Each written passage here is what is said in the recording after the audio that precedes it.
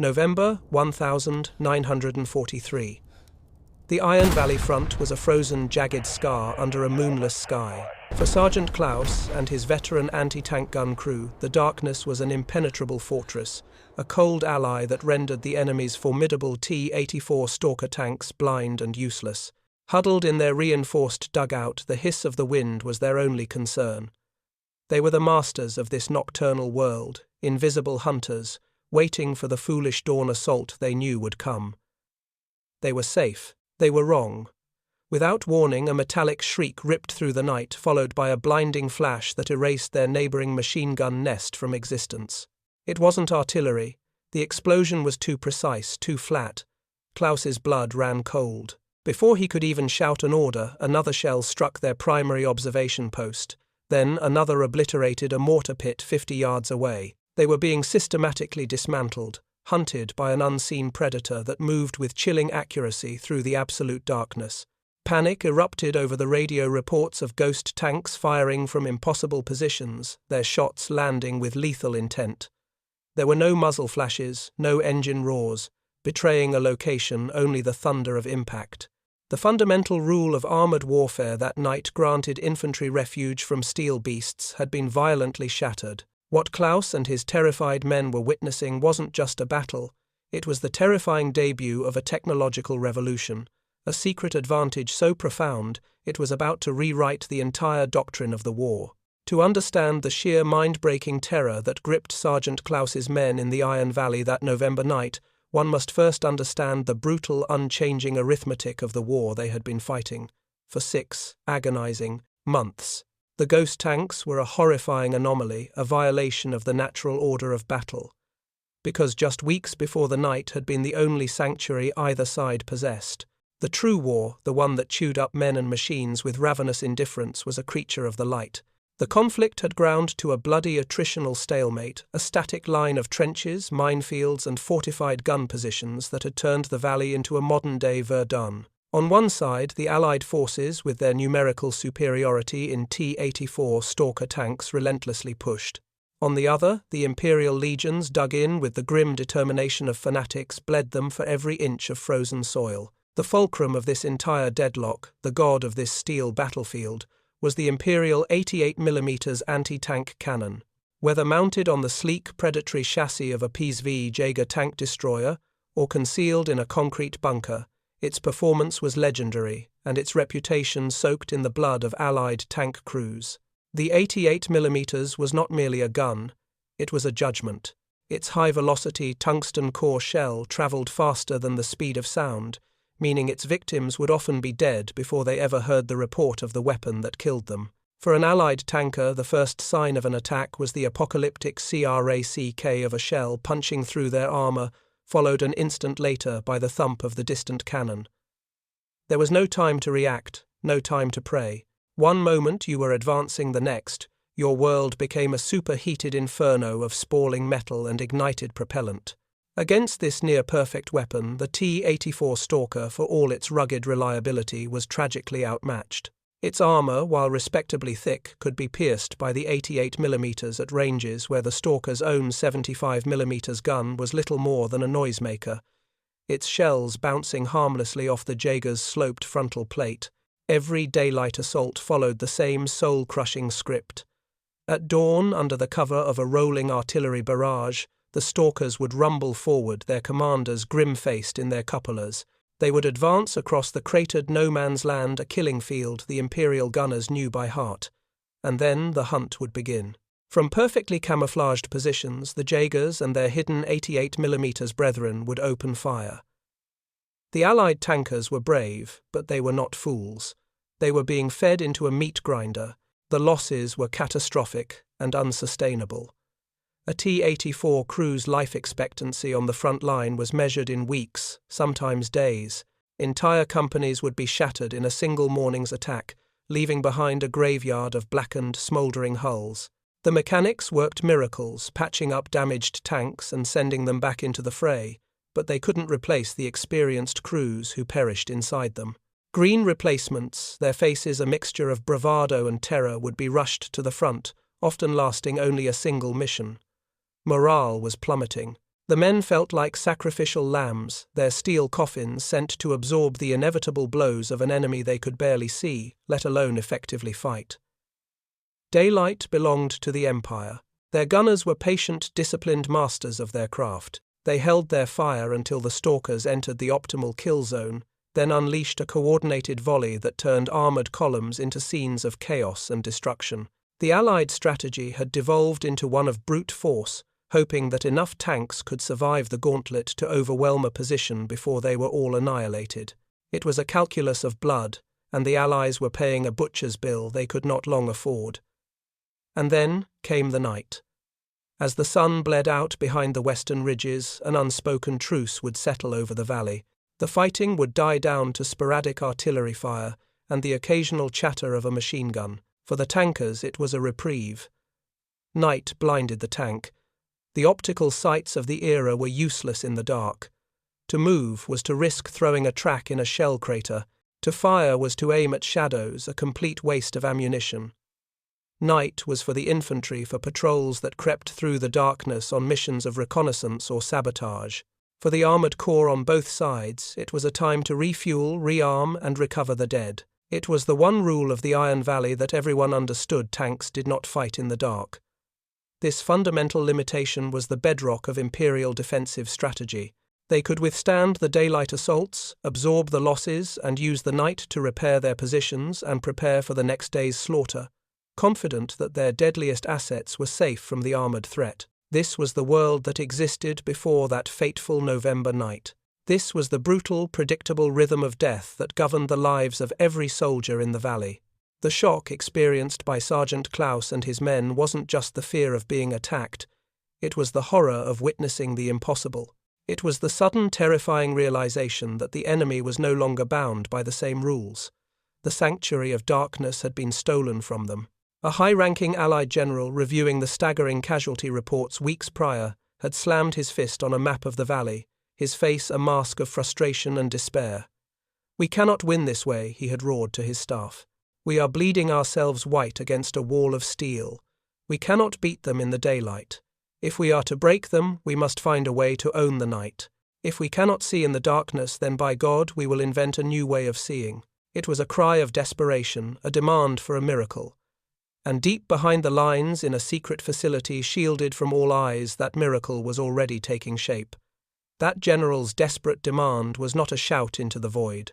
It was the final, desperate push on a door that a small, isolated group of geniuses had already been trying to unlock. Far from the mud and blood of the Iron Valley, shielded by layers of the highest military security, lay the Black Creek Research Facility. It was a place that did not officially exist, a sterile, silent world of humming generators, shielded laboratories, and men whose minds were considered weapons as vital as any cannon. Here the war was not fought with steel, but with slide rules, vacuum tubes, and radical theories that bordered on science fiction. The guiding light of this secret world, the man tasked with inventing the miracle the army so desperately needed, was Dr. Aris Thorne. Thorne was not a soldier. He was a physicist, a pale, haunted man who saw the war not in terms of ground gained or lost, but as a series of unsolved equations. The casualty reports from the front landed on his desk every morning, and he read them not as statistics, but as a litany of failure, his failure. He was obsessed with the fundamental problem, the arrogant limitation of human perception. "We are fighting a war with less than 1% of what is actually there." He would often lecture his team, his voice a low, intense hum. "Our eyes perceive only a sliver of the electromagnetic spectrum, a pathetic sliver we call visible light. But the universe is screaming with information in the other 99%. It is bathed in light beyond light. If we can build an eye to see it, we will become gods in the darkness." His focus was on the infrared spectrum, the light of heat itself. For 2 years, his team had been working on a concept so audacious that most of the military brass had dismissed it as fantasy. The project was codenamed Night Eye. Its theory was both elegant and complex. It was an active infrared system, meaning it did not passively detect heat like a future thermal imager might. It created its own reality. The system had 2 revolutionary components. The first was the projector, a device they nicknamed the Black Sunday. It was a massive, heavily shielded lamp mounted alongside the tank's main gun. But instead of producing visible light, it used a specially coated filament and a series of filters to emit a powerful focused beam of pure high-frequency infrared radiation. To the naked eye, a T-84 with its black sun activated was utterly dark, but to the right kind of sensor it was as if the tank was projecting a blinding invisible searchlight painting the entire landscape in a light no human had ever seen. The second component was the gunner's sight, the spectroscope. This was Thorne's masterpiece. It was a bulky, complex cascade of electronics and photomultiplier tubes that could receive the reflected infrared energy from the black sun and translate it into a visible image. Looking through the spectre was like peering into another dimension. The world was stripped of its color, rendered in a shimmering, ghostly monochrome of phosphor green. Trees, rocks, and the ground itself appeared as hazy, ethereal shapes. But inert objects were not the prize. Metal, especially the dense painted steel of an Imperial tank or anti-tank gun, reflected the infrared light with a stark, brilliant intensity. Through the spectre, an enemy PZV Jaeger, perfectly camouflaged to the human eye, would glow like a phantom beacon against the darker, softer background of the natural world. It was a window into a secret reality where the enemy had nowhere to hide. The breakthrough moment came in a cavernous, blacked-out hangar at Black Creek. A group of skeptical decorated generals stood with Thorne in absolute darkness. "Doctor," one of them grumbled, "we don't have time for parlor tricks." Thorne simply gestured to a prototype spectroscope mounted on a tripod. "Look through it, General." The officer complied, and a sharp involuntary gasp escaped his lips. At the far end of the hangar, a full-scale wooden mock-up of an Imperial 88mm emplacement previously invisible now shone with an otherworldly light, every detail perfectly clear. Thorne's team had even positioned mannequins in Imperial uniforms, and they too stood out like pale ghosts. The general stared for a full minute, his knuckles white on the tripod. He pulled away, his eyes wide with a dawning, terrifying comprehension of what he had just seen. He turned to Thorne, his voice barely a whisper. "Get this into a tank. I don't care what it takes. I want it on the front line yesterday." That order unleashed a firestorm of activity. The leap from a delicate laboratory prototype to a rugged battle-proof system was monumental. The T-84 Stalker had never been designed to accommodate such sensitive high-voltage equipment. Thorne's engineers and the factory workers at the Detroit Arsenal worked around the clock in a frantic, desperate race against time. They redesigned turret interiors, rerouted wiring through armored conduits, and developed new power converters that could feed the immense energy required by the Black Sun projector without draining the tank's main batteries. The spectroscope had to be shock-proofed to withstand the violent recoil of the 75mm cannon and waterproofed against the brutal conditions of the front. Secrecy was absolute. The section of the arsenal where the modifications took place was walled off and placed under armed guard. The workers were hand-picked, their backgrounds scrutinized, and they were forbidden from speaking about their work to anyone, even their families. The project was a ghost within the machine of the war effort. The official designation for the modified tanks was T-84 Newtons, the N for Knight, a secret designation known only to a handful of men. Simultaneously, the most elite tank commanders and gunners were quietly pulled from the front lines in the Iron Valley. They were told they were being reassigned to test experimental equipment. They arrived at a secluded training ground, confused and resentful at being taken from their units. Their resentment turned to stunned disbelief, and then to a fierce predatory excitement as they were introduced to Operation Night Eye. For the first time, they trained in pitch-black conditions, learning to trust the ghostly green world of the spectroscope. They learned to interpret its shimmering images to distinguish the sharp, hard glow of an enemy cannon from the soft return of a harmless boulder. They became the keepers of a secret that could shatter the stalemate and win the war. They understood the immense burden placed upon them. Not only did they have to master this new form of warfare, but they had to protect its existence at all costs. The protocol was brutally simple. If your tank was disabled, your first priority before bailing out was to destroy the spectroscope and the Black Sun projector with a thermite grenade. The secret was more valuable than the tank, more valuable even than their own lives. By late October, the first dozen T-84 Newtons S were ready.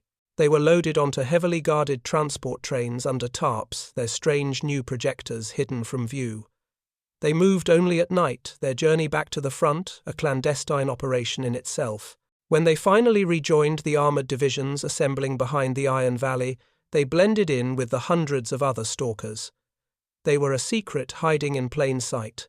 Their crews, their faces now set with a grim and terrible knowledge, spoke to no one of their true capabilities. They were waiting for the command, waiting for the moonless night when they would finally unleash their impossible advantage and become the ghosts the enemy never knew existed. The night of November 14th was chosen for its absolute lack of moonlight. A biting wind swept down from the mountains, carrying the first promise of a brutal winter. In the Imperial trenches, it was a night like any other, miserable, cold, but safe. The forward observers stamped their feet to stay warm, their eyes straining uselessly into an ocean of black. Their confidence was absolute. The daylight belonged to them, the night belonged to no one. In the Allied staging area, 3 miles behind the front, the air inside Sergeant Evan Hawk Rostin's T-84 Newtons was thick with tension. He and his crew of 3 were one of 12 specially chosen teams, the tip of a spear that was about to be thrust into the heart of the Imperial line. They had been waiting for 2 hours, engines idling with a low, almost inaudible rumble. They were parked in a carefully arranged formation, invisible to the world. Their orders were simple and chilling. They were to advance alone, without artillery support, without infantry, and surgically dismantle the enemy's anti-tank defences before the main assault even began. It was a suicide mission by any conventional metric. At 0100 hours, a single coded click came over the radio. Silent hunt is a go. All units advance to Point Alpha. Engage at will. Hawk's commander, Lieutenant Marcus Thorne, no relation to the Doctor, a fact of endless irony, gave the quiet order. Power up, Hawk. Let's go make some ghosts. Hawk reached for a covered switch on his control panel. He flipped it, and a low-frequency hum filled the turret, the sound of the power converter spooling up. A soft green light bathed his face as the Spectre scope came to life. He pressed another button, and outside, the massive black sun projector silently flooded the landscape ahead with its invisible, powerful light. Through the eyepiece, the world transformed. The absolute impenetrable blackness was replaced by a shimmering, ethereal battlescape of glowing green. Every rock, every dead tree, every shell crater was rendered in ghostly detail. It was beautiful and terrifying, like looking at the soul of the world. Advancing, the driver reported, his voice calm. The 12 T-84 Newtons S rolled forward in a staggered line, their movements slow, deliberate, and utterly silent, save for the crunch of frozen earth beneath their tracks. In his gun pit, Imperial Sergeant Gunther Schmidt took a sip of lukewarm coffee. He commanded the 88mm cannon that had claimed 6 stalkers in the past week alone. His position was perfectly sighted, dug in, and camouflaged, impervious to anything short of a direct hit from the heaviest artillery. He felt a familiar mix of boredom and pride. His gun was the anchor of this sector's defense. He was untouchable. Hawk scanned the landscape through his Spectre. The enemy line was a mile ahead, a dark, inert ridge to the naked eye, but to him it was lit up like a city. He saw the faint, shimmering outlines of trenches, the cold shapes of bunkers. And then he saw it, a hard, sharp, unnaturally bright glow. It was Schmidt's 88mm cannon, its dense metal barrel and gun shield reflecting the infrared beam with startling clarity. It stood out from the softer glow of the earth, and sandbags around it like a diamond on black velvet. Target Hawk breathed into his mic, his voice betraying none of the adrenaline coursing through him. Known 88 emplacement, range 1450. It's glowing like a Christmas tree. Target confirmed, Thorne replied, his own eyes on a repeater screen. Load high explosive. Take it. Hawk's hands moved with practiced precision. The turret motor whirred softly as he laid the crosshairs directly onto the glowing shape of the enemy cannon. He squeezed the trigger. The 75mm gun roared a single shocking clap of thunder in the dead silence of the night. For Gunther Schmidt, the world ended in a flash of white fire. He had no warning. There was no incoming whistle, no muzzle flash, to see no sound of a distant shot, only the instantaneous violent detonation of a 75mm shell, landing directly on his gun's ammunition rack. The explosion was immense, a blossoming fireball that briefly illuminated the horrified faces of the other Imperial soldiers in the trench line before plunging them back into an even deeper darkness. Chaos erupted. Radios crackled to life with panicked, incoherent shouts. "What was that?" "Where did it come from?" an officer screamed. "Artillery," someone guessed. No, too accurate, it was a direct hit. Before any sense could be made of the first attack, another explosion rocked the line 100 yards to the south, then another to the north. Hawk and the other 11 gunners of the Night Eye platoon were now firing rhythmically a slow, methodical drumbeat of destruction. It wasn't a battle, it was an execution. They were systematically walking their fire along the Imperial defences, targeting the telltale glows of the anti-tank guns, machine gun nests, and command bunkers that shone so brightly in their secret world. The Imperial response was pure instinctual panic. Gunners, believing they were under attack from phantoms, began firing wildly into the darkness, their muzzle flashes acting as brilliant beacons for the Allied hunters. "Got another one," Hawk said calmly, as a machine gunner foolishly opened fire.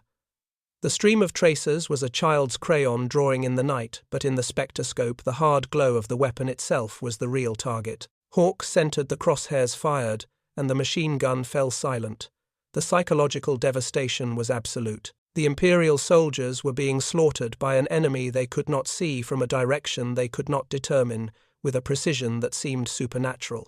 They were trapped in a dark room with a monster, and every move they made only revealed their position. A PZV Jaeger commander, his nerve breaking, ordered his driver to start their engine, hoping to relocate. It was a fatal mistake. The instant the powerful engine turned over, the tank's hot exhaust and engine deck lit up in Hawk's scope like a blazing Sunday armor. Hawk called out, his voice now tight with the thrill of the hunt. "Jaeger on the ridge range 9 to 100. He's hot, load armor piercing. Send him our regards." Thorne ordered, a grim smile on his face. The loader slammed the dense tungsten core round into the breech.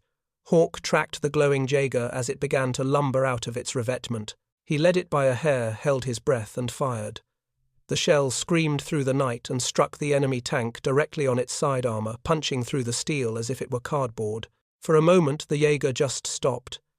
Then a jet of flame erupted from the entry hole, followed by a catastrophic internal explosion that blew the turret clean off its chassis. The apex predator of the daylight battlefield had been slain in the dark by a single unseen shot. At 0230 hours after 90 minutes of systematic annihilation, Lieutenant Thorne gave the signal. "Silent hunt complete. All targets neutralized. Main force, you are cleared to advance."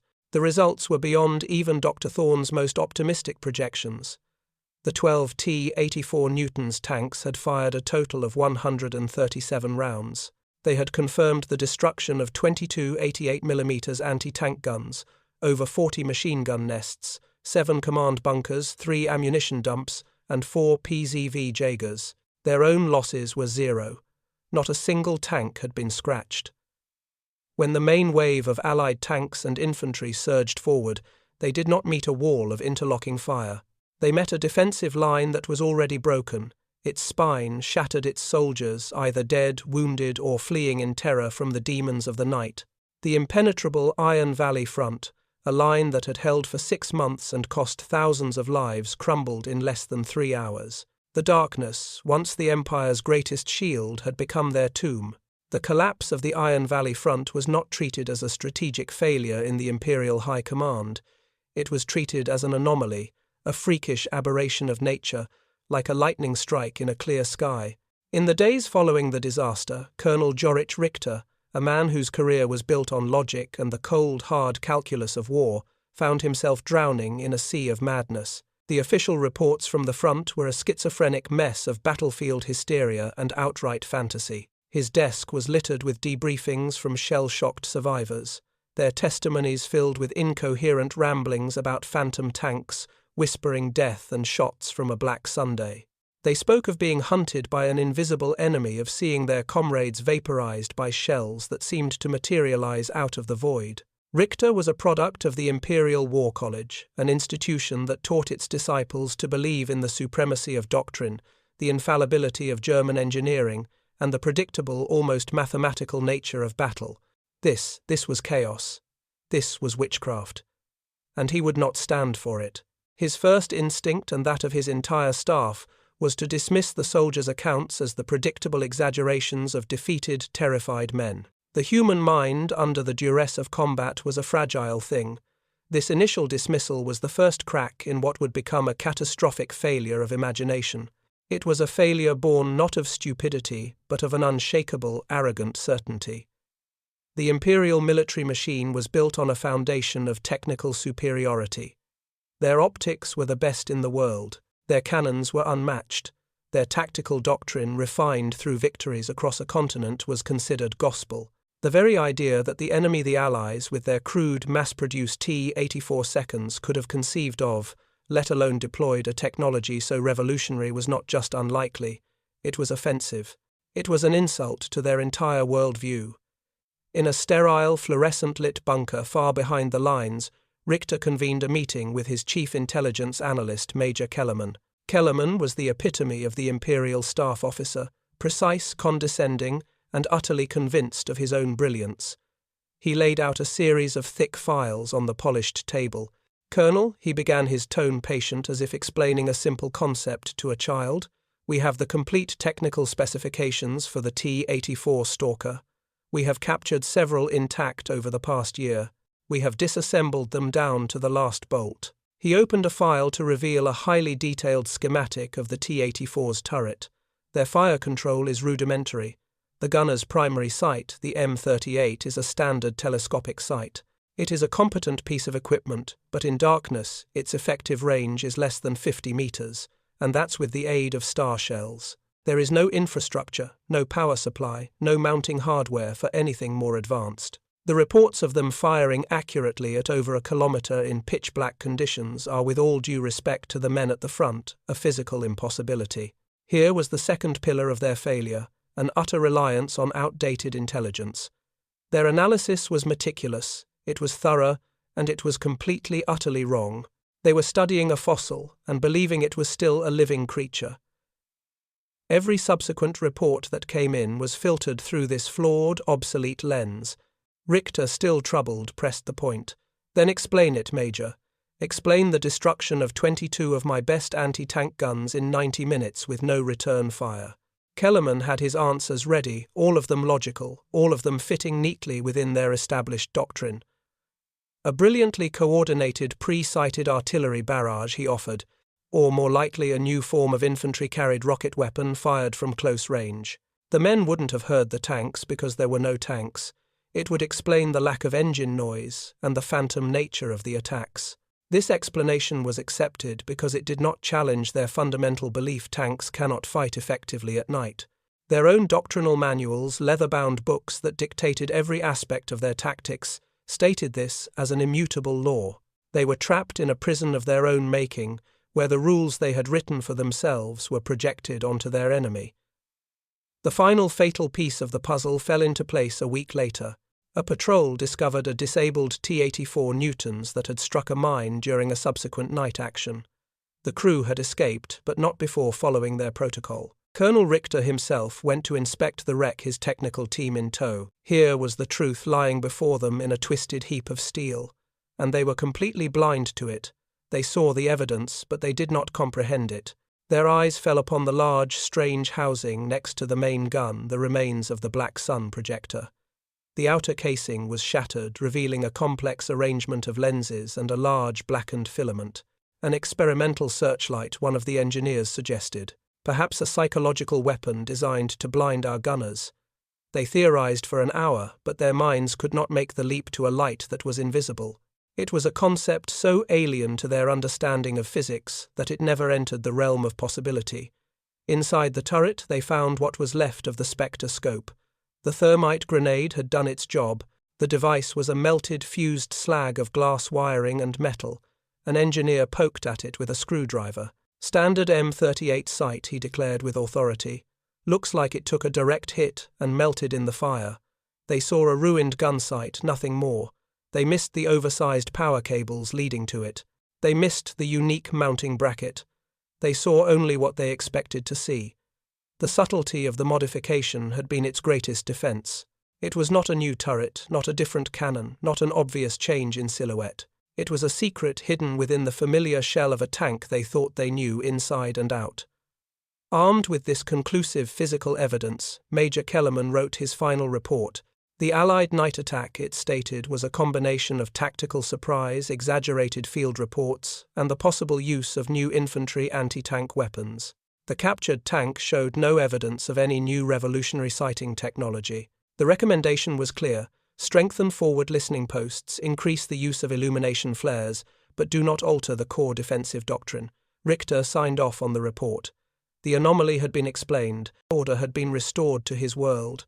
He had held the truth in his hands, and had cast it aside in favor of a comfortable, arrogant lie. He did not know it, but with his signature he had doomed thousands of his own men. He had condemned the Empire to fight a war against an enemy whose greatest weapon was not a new kind of light, but the profound, unbreachable darkness of their own certainty. Colonel Richter's signature on that fatally flawed intelligence report was more than just an act of bureaucratic closure. It was a death warrant signed in triplicate, condemning not just a single front, but the Empire's entire war effort. The victory in the Iron Valley was not merely a tactical breakthrough. It was the first tremor of a strategic earthquake, a seismic shift that would buckle and ultimately shatter the very foundations of imperial military power. The night-eye system, an innovation born of desperation, now became an invisible decisive force multiplier. Its true impact rippling far beyond the shattered gun emplacements and burning tanks it left in its wake. The immediate effect was a terrifying acceleration of Allied operational tempo. Before Night-Eye, the war had a rhythm, a predictable cycle of day and night. Daylight was for fighting, night was for regrouping. This rhythm was the metronome by which the Imperial High Command planned its campaigns, allocated its reserves, and managed its logistics. Suddenly, the metronome was broken. The war became a 24-hour nightmare for the Imperial soldier. There was no longer any respite, no safe harbour in the darkness. Allied armoured columns, once confined to predictable daylight assaults, now flowed like rivers of steel through the darkest nights, bypassing heavily fortified positions and striking deep into the supposedly secure rear areas. Supply depots, command headquarters, and artillery parks assets that were once considered safe, miles behind the front, were now vulnerable to sudden, devastating nocturnal raids. This new reality had a corrosive effect on imperial morale that no amount of propaganda could counteract. The imperial soldier, once confident in his defensive prowess, was now forced to live in a state of constant nerve-shredding anxiety. Every shadow could conceal a hunter. Every moment of silence could be the prelude to an unseen, unavoidable death. Sleep became a luxury, and exhaustion became a chronic disease that infected entire divisions. Units that had been masters of the daylight battlefield were hollowed out from within by fear and fatigue, their combat effectiveness plummeting without them having fired a shot in anger. More profoundly, the night-eye system created what Allied strategists began to call the phantom dividend. It wasn't just about destroying the enemy, it was about preserving their own forces. In the old war of daylight attrition, Allied tank losses were horrifyingly linear. For every 10 tanks sent into an attack they expected to lose 4 or 5, with half of those being permanent write-offs. Crew casualties were equally grim. Now the equation had been turned on its head. The T-84 Newton's platoons operated with near impunity, achieving their objectives with losses that were statistically negligible. A unit that would have been ground down to 50% strength in a week of conventional fighting could now conduct a month of night operations and remain almost at full strength. This preservation of men and machines had a cascading exponential effect. Veteran crews, the most precious commodity in any armoured force, were no longer being squandered in suicidal frontal assaults. They were surviving, learning, and becoming increasingly lethal masters of this new form of warfare. Men like Sergeant Hawk Rostin became living legends, their experience accumulating with every successful mission. Allied armoured divisions didn't just maintain their strength, they grew stronger, more experienced, and more confident with each passing week. The Imperial High Command, looking at their own staggering losses and assuming the Allies must be paying a similar price consistently and disastrously, underestimated the true combat power of the forces arrayed against them. Their mathematical models for predicting enemy strength based on their obsolete data were completely broken. They were fighting a ghost army, an enemy whose reserve seemed inexplicably, inexhaustibly deep. This fundamental miscalculation led directly to the Empire's final ruinous strategic blunder, Operation Midnight Sunday. Conceived by the Imperial General Staff as a massive winter counteroffensive, it was a bold, sweeping plan designed to encircle and annihilate the overextended Allied spearheads. The entire operation was predicated on a single core assumption that the recent Allied successes were a fluke and that a concentrated, powerful armoured assault under the cover of winter weather would shatter their apparently weakened tank divisions. They amassed their last strategic reserves, elite panzer divisions pulled from other fronts for one final decisive gamble. Their intelligence estimated that the lead Allied armoured corps was at perhaps 60% of its paper strength. In reality, thanks to the phantom dividend, it was operating at over 95%. Its crews rested, its tanks battle-ready, and its 12-tank Ghost platoons now expanded to company-sized units in every battalion. When Operation Midnight Sun launched, it wasn't a gamble, it was a suicide pact. The Imperial panzers surged forward into a trap they could not see. As night fell on the first day of the offensive, the Allied response was not to withdraw or defend, but to attack. From the darkness, hundreds of T-84 Newtons S emerged their invisible searchlights, painting the advancing Imperial columns in an ethereal green glow. The slaughter was unimaginable. The hunters became the hunted on a scale that dwarfed even the initial breakthrough at the Iron Valley. Imperial tank commanders, blind and disoriented, fired wildly at muzzle flashes, only to be systematically picked apart by precise, deliberate fire from unseen opponents. The pride of the Imperial Panzer Corps was annihilated in a single 48-hour period, its back broken, not in a glorious clash of steel, but in a confused, one-sided massacre. The war was effectively over. What followed were the last desperate convulsions of a dying empire. The victory was ultimately credited to Allied industrial might and the bravery of their soldiers, and both were undoubtedly true. But the hidden truth, the secret engine that had accelerated the German defeat, was the profound systemic intelligence failure born of hubris. They were not defeated by the T-84 Stalker tank, they were defeated by an idea they couldn't conceive of, a reality they refused to see. The triumph of Night Eye was a testament to the fact that the most decisive weapon in any war is not forged from steel, but from the ability to understand and exploit an enemy's blind spots. It proved that victory can be achieved not just by outfighting an opponent, but by outthinking them so completely that they lose the war without ever understanding how or why. The Ghost tanks had won, achieving their victory not just through American engineering, but through the enemy's profound and fatal ignorance. In the cold, sterile interrogation rooms that followed the Empire's unconditional surrender, a persistent, gnawing question haunted the Allied intelligence officers. The defeated Imperial generals, hollow-eyed and gaunt, could explain in meticulous detail the battles they had won, the tactics they had employed, and the performance of their legendary tanks. But when asked about the turning point, about the collapse of the Iron Valley and the subsequent nocturnal debacles, a shadow of profound bafflement would cross their faces. They spoke of a collapse in morale, of inexplicable command failures, of a sudden crippling paralysis that had gripped their armies in the dark. They searched for a tangible enemy, a strategic blunder, a comprehensible reason for their downfall, and found only ghosts. They knew they had been defeated, but to the very end they never truly understood how. The answer lay not in the grand strategies discussed in war rooms, but in the quiet, revolutionary glow of a phosphor-green screen.